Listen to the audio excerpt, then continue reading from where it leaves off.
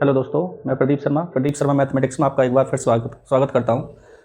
देखिए दोस्तों, मैंने इससे पहले आपको जो इससे पहली वाली वीडियो थी उसमें मैंने आपको रिक्त समुच्चय, परिमित समुच्चय और अपरिमित समुच्चय के बारे में समझा दिया था। देखिए इनको एक बार और रिवाइज कर लेते हैं। रिक्त समुच्चय किसे कहते हैं? रिक्त समुच्चय ऐसा समुच्चय होता है, यानी कि ऐसा सेट होता है, एम्प्टी सेट ऐसा सेट होता है जिसमें एक भी एलिमेंट ना हो। ठीक है, उसको क्या कहते हैं? हम रिक्त समुच्चय कहते हैं। यानी कि मान लो एक कोई सेट है जिसमें कोई भी एलिमेंट नहीं है, इसको रिक्त समुच्चय बोलते हैं और इसको किससे डिनोट करते हैं? फाई से। ठीक है, ये क्या है? रिक्त समुच्चय। ऐसे ही परिमित समुच्चय। परिमित समुच्चय ऐसे समुच्चय को कहते हैं जिनमें एलिमेंट की एक लिमिट होती है। जिनमें एलिमेंट की एक लिमिट होती है। लिमिट कैसे होती है? जैसे ये कोई सेट है, ए सेट आपको दे दिया जाए और जो है 1 2 3 4 1 3 4 5, तो इसमें एलिमेंट की लिमिट है, यानी कि 1 3 और 4 और 5 ही एलिमेंट है। तो इसकी लिमिट है, बाउंड्री दे रखी है 5 तक, तो 5 तक एलिमेंट है, तो इसको क्या कहेंगे? परिमित समुच्चय। ठीक है, मीन्स फाइनाइट सेट कहेंगे। इंग्लिश में क्या कहते हैं इसको? Finite set. ऐसे ही अगर मान लो आपको एक बी सेट दे रखा है, बी सेट प्राकृतिक संख्याओं का समुच्चय मान लो 1 2 3 4 5 अप टू डैश, तो इसकी कोई बाउंड्री नहीं है। ठीक है, कोई लिमिट नहीं है, 1 से और कहाँ तक है? अनंत तक है। ठीक है, तो इसको क्या कहेंगे? अपरिमित, इनफाइनाइट सेट। इसको क्या बोलेंगे? इनफाइनाइट सेट बोलेंगे, अपरिमित समुच्चय बोलेंगे। ठीक है, तो रिक्त समुच्चय हमने पहले पढ़ लिया था, परिमित समुच्चय और अपरिमित समुच्चय, ये सब हमने पढ़ लिए थे। अब हम पढ़ेंगे समान समुच्चय किसको कहते हैं? Means equal set. Equal set किसको बोलते हैं? देखिए आगे पढ़ते हैं।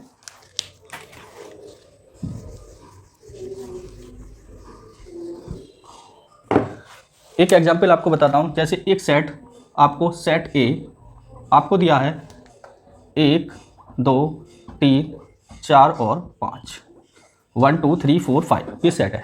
एंड बी सेट आपके पास है, सेट ऑफ बी 2 1 4 3 और 5, ये दो सेट है। तो इन दो सेट में हमने देखा एलिमेंट 1 2 3 4 5, इसके एलिमेंट ये हैं और इसके एलिमेंट हैं 2 1 4 3 5। तो जो एलिमेंट इसमें है, जो एलिमेंट इसमें है वही एलिमेंट इसमें, लेकिन इसमें सीक्वेंस में नहीं है, इसमें सीक्वेंस में दिए हुए हैं। तो लेकिन एलिमेंट तो सब एक जैसे ही हैं, यानी कि इसके अवयव इक्वल हैं इसके अवयव के। ठीक है, तो इसलिए सेट ए के एलिमेंट सेट बी के अगर इक्वल होते हैं तो उनको हम समान समुच्चय बोलते हैं। कहने का मतलब set of A equal to set of B, तो ये दोनों क्या हैं? समान समुच्चय।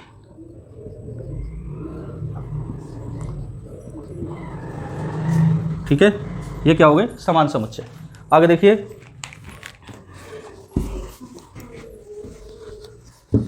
एक सेट आपको, सेट ऑफ ए आपको दिया है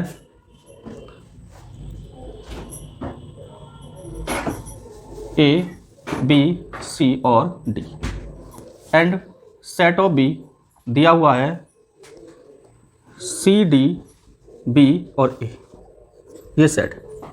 इन सेट को देखो, सेट ए में ए बी सी डी, ऐसे ही set A B C D, element तो दोनों के सेम है, एलिमेंट दोनों के सेम है, तो क्या है? ये दोनों समान समुच्चय है। दोनों ही क्या है? समान समुच्चय। तो इसलिए A and B is equal set. ठीक है, समझ में आया? कहने का मतलब यह है समान समुच्चय किसको कहते हैं? ऐसे दो समुच्चय, ऐसे दो या दो से अधिक समुच्चय जिनके अवयव आपस में बराबर होते हैं, उनको क्या कहते हैं? समान समुच्चय कहते हैं। ठीक है, यानी कि एक सेट के एलिमेंट दूसरे सेट के एलिमेंट के अगर इक्वल होंगे तो उन दोनों सेटों को क्या कहेंगे? हम समान समुच्चय कहेंगे, इक्वल सेट्स बोलेंगे। ठीक है, देखिए आगे।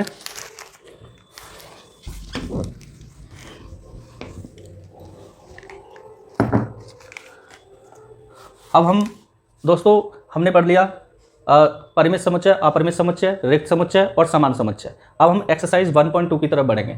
एक्सरसाइज 1.2 के क्वेश्चन हम करेंगे। अब exercise 1.2 question number 1। Question number 1 क्या है? एक्सरसाइज 1.2 का क्वेश्चन नंबर 1। देखिए क्वेश्चन नंबर 1 है, निम्नलिखित में से कौन रिक्त समुच्चय का उदाहरण है? जो आपको नीचे क्वेश्चन दिए गए हैं उनमें से कौन सा एक रिक्त समुच्चय का उदाहरण है, ये आपको समझाना है। तो देखिए एग्जाम्पल नंबर एक्सरसाइज 1.2 का क्वेश्चन नंबर 1 का फर्स्ट पार्ट में है, हमको चेक करना है। आपको दिया हुआ है 2 से भाज्य विषम प्राकृतिक संख्याओं का समुच्चय। 2 से भाज्य विषम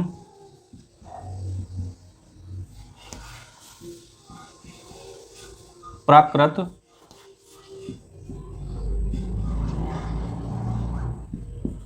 संख्याओं का समुच्चय। ठीक है, यानी कि 2 से डिविजिबल ऑड नेचुरल नंबर का सेट। तो कैसे? देखो 2 से डिविजिबल, 2 से भाज्य विषम प्राकृत संख्या देखेंगे हम। तो देखिए सबसे पहले हमें ये पता होना चाहिए कि 2 विषम प्राकृत संख्या कौन कौन सी होती है, ये पता होना चाहिए, और 2 से भाज्य। ठीक है, तो विषम प्राकृत संख्या कौन कौन सी होती है हमारी, आपको पता है कौन कौन सी होती हैं? 1 3 5 7 9 अप टू डैश, ऐसे ही आगे तक होती है। डैश का मतलब है आगे भी इन्फिनिटी तक होंगी, ये आपको दिया हुआ है। लेकिन क्वेश्चन में कहा गया है 2 से भाज्य। तो क्या ये संख्याएं 2 से भाज्य हो सकती हैं? आपको बहुत अच्छे से पता है, ना तो 1 2 से भाज्य, 3 5 7 विषम है, और 2 से भाज्य होंगे नहीं। वैसे भी आपको पता है कि सम संख्याएं ही तो 2 से भाज्य होती हैं, विषम संख्याएं 2 से भाज्य नहीं होती। तो 2 से भाज्य अगर विषम प्राकृत संख्याएं नहीं होती हैं, तो क्या यहाँ हम सेट बना सकते हैं? नहीं बन सकता। सेट तो बनेगा, लेकिन वो क्या बनेगा? रिक्त समुच्चय बनेगा, उसमें कोई भी एलिमेंट इसमें से नहीं ले सकते हम। तो सेट क्या बनेगा? सेट क्या बनेगा आपका? लेट कर लो सेट ऑफ ए। तो क्या बनेगा? इस तरीके से हम साइन लगा देंगे सेट का, लेकिन इसमें कोई भी एलिमेंट नहीं लिखेंगे। तो ये क्या हो जाएगा? रिक्त समुच्चय। तो इनमें से ये रिक्त समुच्चय है। ठीक है, समझ में आया? क्वेश्चन नंबर 2 पढ़ते हैं। क्वेश्चन नंबर 2 है, क्वेश्चन नंबर 2 में लिखा है सम अभाज्य संख्याओं का समुच्चय। यह है सम अभाज्य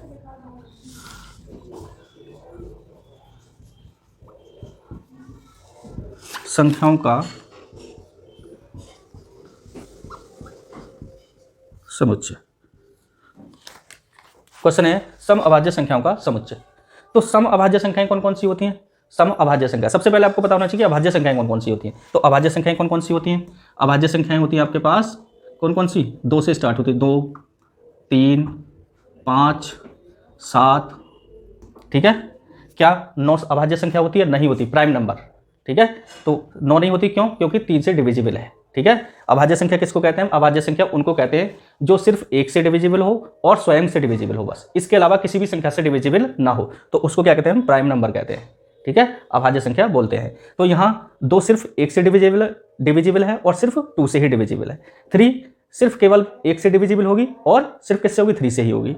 अगर हम 4 की बात करें तो 4 1 से भी होता है, 4 से भी होता है, लेकिन 2 से भी होता है, तो तीसरे नंबर से डिविजिबल हुआ, तो इसलिए 2 अभाज्य संख्या, 4 क्या है? भाज्य संख्या है। ठीक है, ऐसे ही 5 क्या है?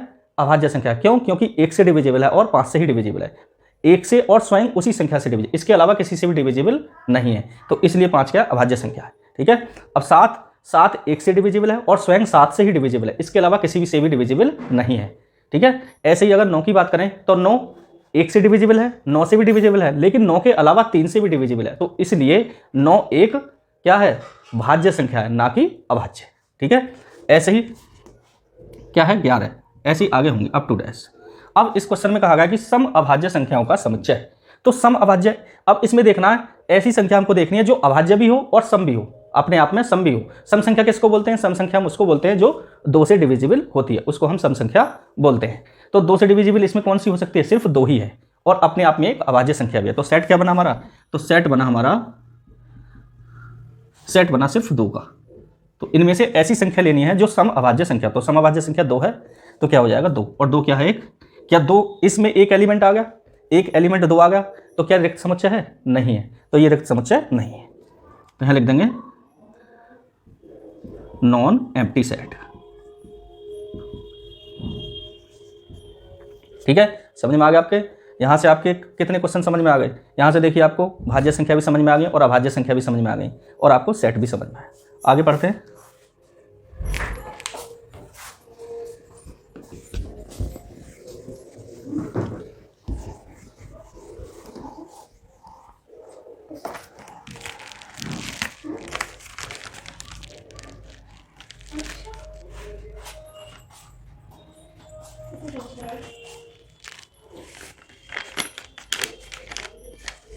क्वेश्चन नंबर 3,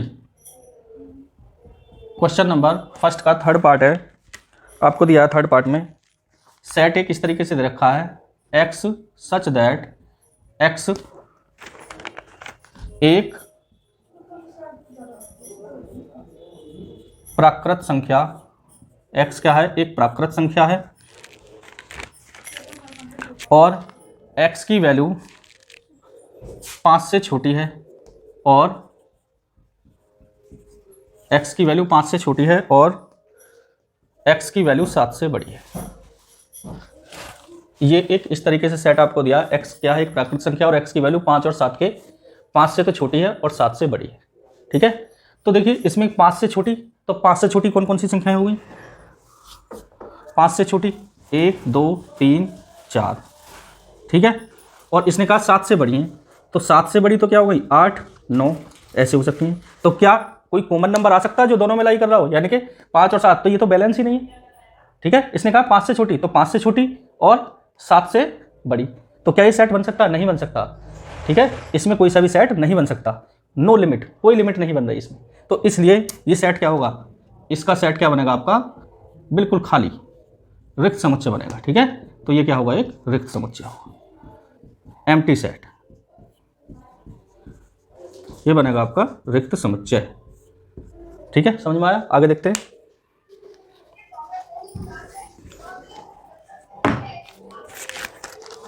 इसका फोर्थ पार्ट देखिए, फोर्थ पार्ट है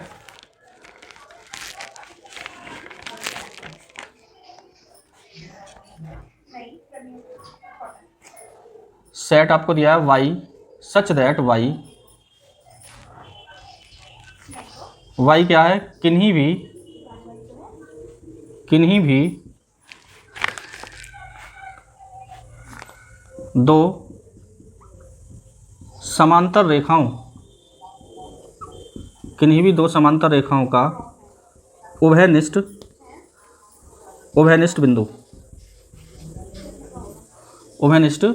बिंदु, ये क्वेश्चन है।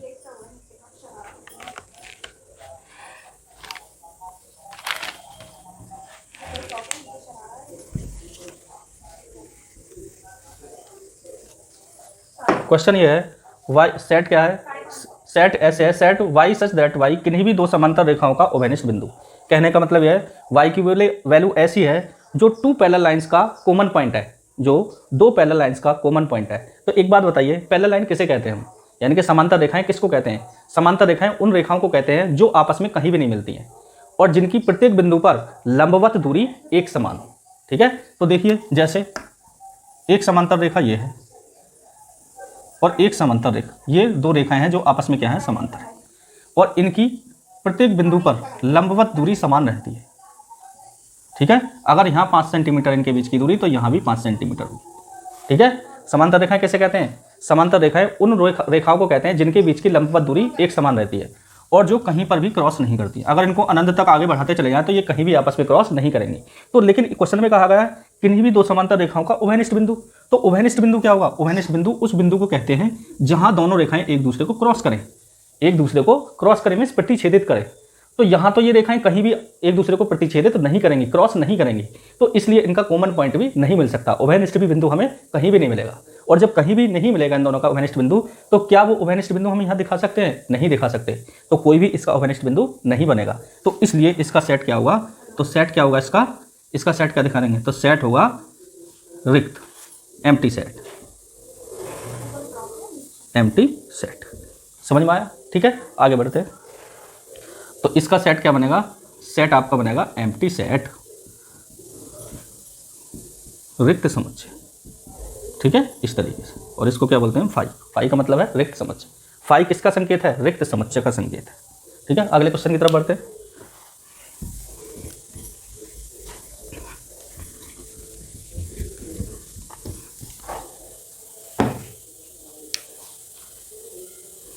अब देखिए क्वेश्चन नंबर 2 है।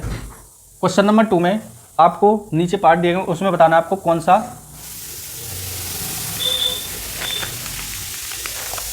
सा समुच्चय परिमित है, कौन सा समुच्चय परिमित है और कौन सा अपरिमित है।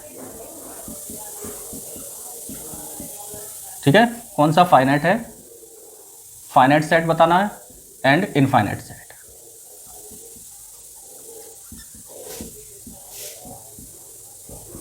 ठीक है, देखिए क्वेश्चन नंबर 2 का फर्स्ट पार्ट है। फर्स्ट पार्ट में आपको दिया है वर्ष के महीनों का समुच्चय, वर्ष के महीनों का समुच्चय।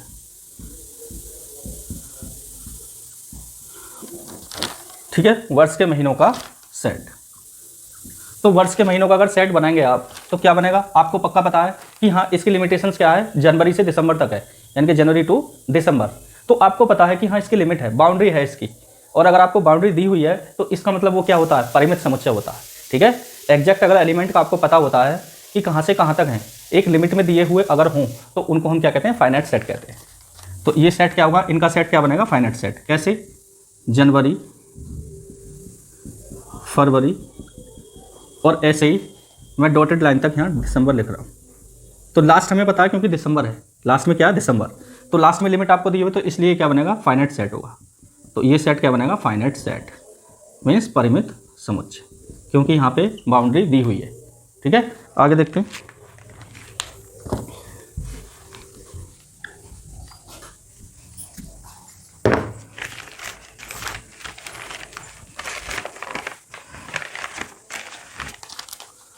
एक सेट, सेकंड पार्ट में आपको सेट दिया हुआ है। सेट इस तरीके से है, 2, 3, 5, 7 अप टू डैश, इस तरीके से दे रखा, और यहाँ पे डॉटेड लाइन है। तो डॉटेड लाइन अगर दी हुई है आपको क्वेश्चन में, तो इसका मतलब है इनफाइनाइट तक, यानी कि अनंत तक आपको दिया हुआ है। तो इसकी लास्ट में कोई बाउंड्री है ही नहीं, यहाँ पे बाउंड्री नहीं है। और किसका समुच्चय है, अभाज्य संख्याओं का समुच्चय। 2, 3, 5, 7 क्या है, अभाज्य संख्याओं का समुच्चय दे रखा है, और जिसकी कोई भी बाउंड्री नहीं है, अनंत संख्याओं तक है। और जब जिसकी कोई भी बाउंड्री नहीं होती तो उसको क्या बोलेंगे हम, अपरिमित समुच्चय। तो क्या बोलेंगे, अपरिमित, infinite set, infinite set. Third part देखिए इसका, थर्ड पार्ट है सेट ऑफ 1, 2, 3 डॉटेड लाइन, और आपको लास्ट में रखा है 99, 100, 99, 100। तो इसको देखना है क्या ये फाइनाइट सेट है या इनफाइनाइट सेट है। तो देखिए नेचुरल नंबर हैं, लेकिन कहाँ से कहाँ तक है, 100 तक। तो लास्ट की बाउंड्री आपको दे रखी है, लिमिट आपको दी हुई है, 1 से 100 तक की संख्या यहाँ इस सेट में है। तो पूरी संख्या क्या आपको लिमिट में दे रखी है, एक बाउंड्री के रूप में दे रखी है। ठीक है, तो इससे आगे कोई भी संख्याएं नहीं हो सकती, सेट, इस सेट में इससे आगे कोई भी संख्या नहीं हो सकती। और जब इससे आगे कोई भी संख्या नहीं हो सकती तो इसका मतलब ये क्या है, परिमित सेट, परिमित समुच्चय है, यानी कि फाइनाइट सेट है। तो इसको क्या बोलेंगे हम, फाइनाइट सेट। ये होगा फाइनाइट सेट। ठीक है, नेक्स्ट क्वेश्चन की तरफ बढ़ते हैं। Question number 4। क्वेश्चन नंबर 4 है,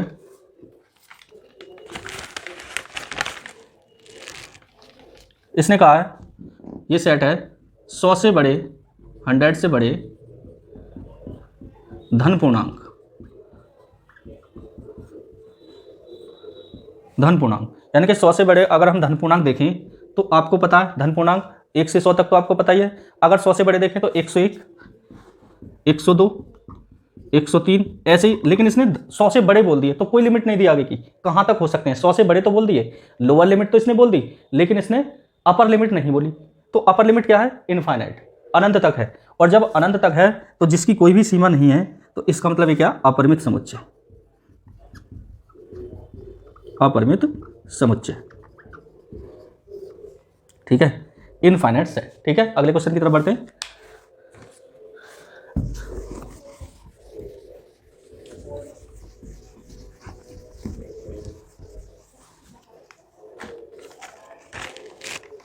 क्वेश्चन नंबर 5,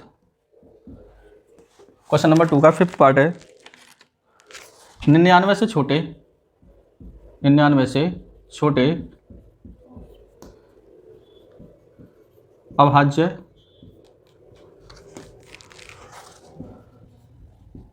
पूर्णांकों का समुच्चय। ठीक है, यानी कि प्राइम नंबर का, जो प्राइम नंबर होते हैं उनका समुच्चय। तो समुच्चय कैसे, 99 से छोटे बता रहा है वो। तो 99 से छोटे, इसका मतलब आपको अपर लिमिट दी है, तो 99 से आपको छोटे रखने हैं। 99 से छोटा अभाज्य संख्या कौन सी होगी, अभी मैं आपको अभाज्य संख्याओं की परिभाषा बता चुका हूँ। 99 से छोटी क्या होगी, 98 अभाज्य संख्या नहीं होगी तो क्या होगी? 97। ठीक है, 97 होगी। और शुरू में क्या होगी? 2 होगी, 3 होगी, 5 होगी, 7 होगी। ठीक है, 2 3 5 7 अप टू डैश 97। तो लास्ट की लिमिट आपको दी हुई है कहाँ से? 2 से आपको 97 तक दे रखी है।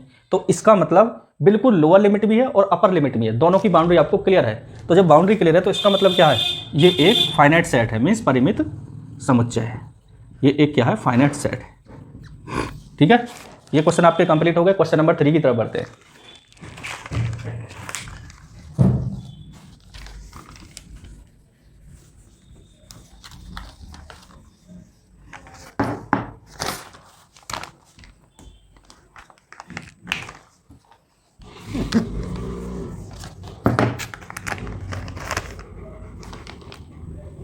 क्वेश्चन नंबर 3 का फर्स्ट पार्ट आपको दिया है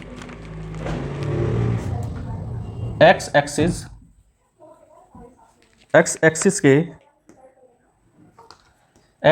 के समांतर रेखाओं का समुच्चय, एक्स एक्सिस के पैरेलल लाइंस का सेट। क्या ये फाइनाइट सेट होगा या फिर इनफाइनाइट सेट होगा, ये आपको चेक करना है। तो एक्स एक्सिस की बात करें, एक्स एक्सिस क्या है? ये वाई एक्सिस है और ये क्या है? एक्स एक्सिस है। और ये क्या है? ओरिजिन है, मूल बिंदु, जिसको 0 0 बोलते हैं। तो इसने कहा है एक्स एक्सिस के पैरेलल, तो एक्स की पॉजिटिव डायरेक्शन है, ये एक्स एक्सिस की नेगेटिव डायरेक्शन है, और वाई एक्सिस की पॉजिटिव डायरेक्शन और वाई एक्सिस की नेगेटिव डायरेक्शन। ये तो आपने 9th क्लास में पढ़ लिया होगा। अब देखिए, अगर हम एक्स एक्सिस के पैरेलल लाइन की बात करें, इसने कहा एक्स एक्सिस के समांतर रेखाओं का सेट। तो एक्स एक्सिस के पैरेलल कितनी आ सकती है? ये पैरेलल हो जाएगी, ये पैरेलल हो सकती है, ये पैरेलल हो सकती है, नीचे भी पैरेलल हो सकती है, ऐसे पैरेलल हो सकती है। तो कितनी भी समांतर रेखाएं आप खींच सकते हो, एक्स अक्ष के समांतर कितनी भी रेखाएं आप खींच सकते हो। तो अगर उनका सेट अगर आप बनाओगे तो अनंत सेट बनेगा। यानी कि एक्स एक्सिस के पैरेलल कितनी लाइन हो सकती हैं? इनफाइनाइट, यानी कि अनंत लाइन हो सकती हैं, अनंत रेखाएं हो सकती हैं। तो उनका सेट क्या होगा? अनंत तक होगा। ठीक है, तो ये क्या होगा? अगर एक्स एक्सिस के समांतर रेखाएं खींचे और उनका एक समुच्चय बनाए तो उनका समुच्चय क्या होगा? 1 2 3 4 अप टू डैश अनंत तक होगा। और जब अनंत तक होगा तो उसका क्या बोलेंगे हम? अपरिमित सेट, अपरिमित समुच्चय। उनका सेट क्या बनेगा? अपरिमित समुच्चय। ठीक है, समझ में आया? आगे बढ़ते हैं।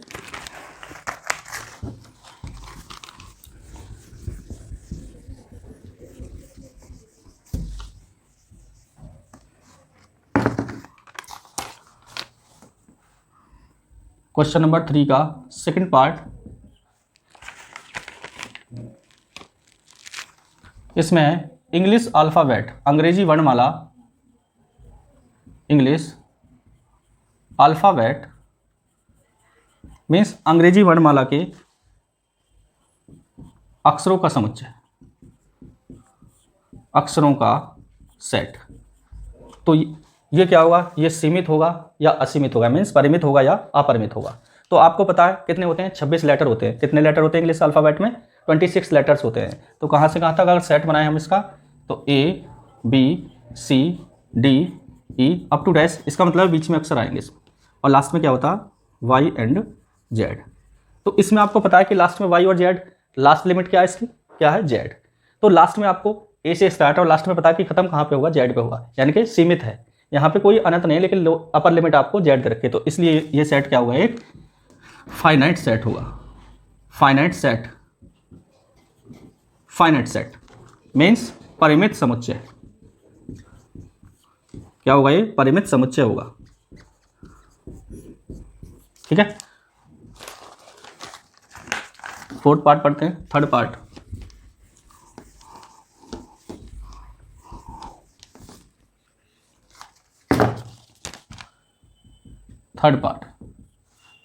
थर्ड पार्ट है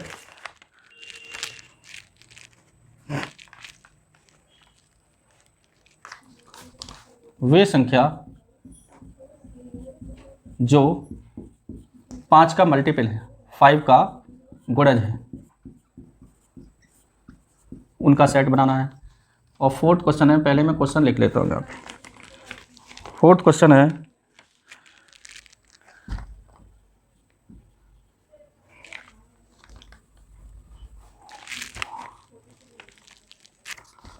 मूल बिंदु से जाने वाले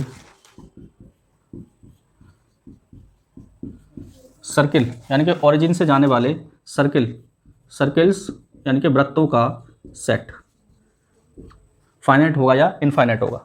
तो देखिए सबसे पहले इसका थर्ड क्वेश्चन है, वे संख्याएं जो 5 का गुणज है, 5 का डिविजिबल है, ठीक है, 5 का क्या है, मल्टीपल है, जो 5 का मल्टीपल है। तो 5 का मल्टीपल 5, 10, 15, ठीक है, 20, 25, 30, 35, 40, 45, 55, इस तरीके से आगे बढ़ते चले जाएंगे।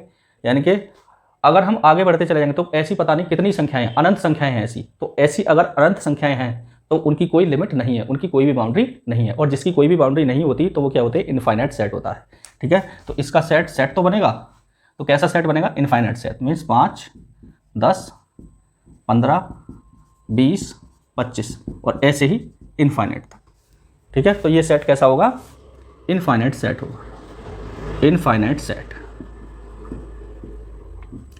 मीन्स अपरिमित समुच्चय, ठीक है। अगला है मूल बिंदु से जाने वाले वृत्तों का सेट। ओरिजिन से जाने वाले मूल बिंदु क्या होता है, 0, 0, एक्स एक्सिस और वाई एक्सिस के बीच का पॉइंट जहां दोनों रेखाएं काटती हैं उसको क्या कहते हैं, मूल बिंदु कहते हैं। उससे जाने वाले वृत्तों का सेट यानी कि उसके सर्कल्स का सेट। कहने का मतलब यह है कि ये अगर आप एक्सिस खींचो, एक्स एक्सिस और वाई एक्सिस, ये एक्स एक्सिस है, ये वाई एक्सिस है, ये एक्स डैश और ये वाई डैश, ठीक है। और ओरिजिन क्या है इसका, ये जहां दोनों लाइन परपेंडिकुलर एक दूसरे को क्रॉस करती हैं, जहां एक्स एक्सिस और वाई एक्सिस एक दूसरे को परपेंडिकुलर क्रॉस करती है, वहां क्या बनता है, मूल बिंदु बनता है, मीन्स ओरिजिन बनता है। और जिसके कोऑर्डिनेट्स क्या होते हैं, 0,0 होते हैं, 0,0, ठीक है।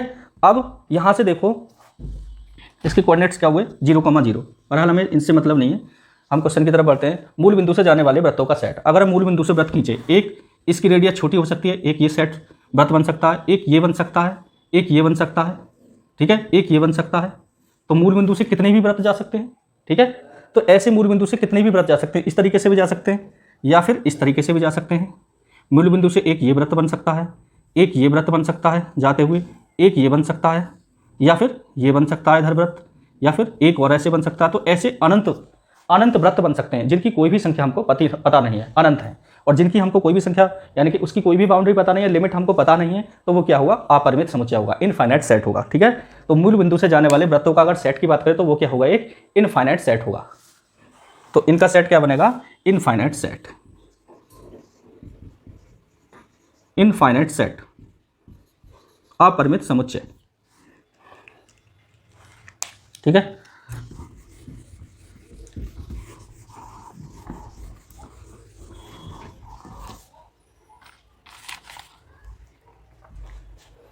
देखिए दोस्तों, हमने एक्सरसाइज 1.2 के क्वेश्चन नंबर 1, क्वेश्चन नंबर 2 और क्वेश्चन नंबर 3 पढ़ा, जिसमें हमने एम्प्टी सेट पढ़ा, रिक्त समुच्चय, ठीक है। उसके बाद परिमित समुच्चय, अपरिमित समुच्चय पढ़ा, और हमने क्या पढ़ा, समान समुच्चय, इक्वल सेट्स पढ़े हमने, इक्वल सेट पढ़े। तो इन सबको हमने पढ़ा अब तक। अगली जो भी मैं नेक्स्ट वीडियो डालूंगा उसमें एक्सरसाइज के नेक्स्ट क्वेश्चन होंगे, और अगर टाइम बचता है तो हम उसका जो अगली एक्सरसाइज शुरू होगी उसकी हम समरी पढ़ेंगे, उसके बाद हम क्वेश्चन को सॉल्व करेंगे। ये वीडियो आपको सिर्फ सिखाने के लिए है, ठीक है। इस वीडियो को सिर्फ मेरा बनाने का मकसद सिर्फ आपको सिखाना है, और ये वीडियो फ्री ऑफ कॉस्ट आपको यूट्यूब पर चलती रहेगी। इस चैनल को सब्सक्राइब कीजिए, बेल आइकन को दबाइए और वीडियो को शेयर भी कीजिए। मैं सिर्फ आपको सिखाने यहाँ पर आया हूँ, ठीक है। यहाँ सिर्फ कमाई का ऑप्शन नहीं है कुछ भी, मुझे कमाई से कोई मतलब नहीं है, मुझे सिर्फ आपको समझाना है, और आप समझेंगे तो मुझे बहुत अच्छा लगेगा, ठीक है। धन्यवाद।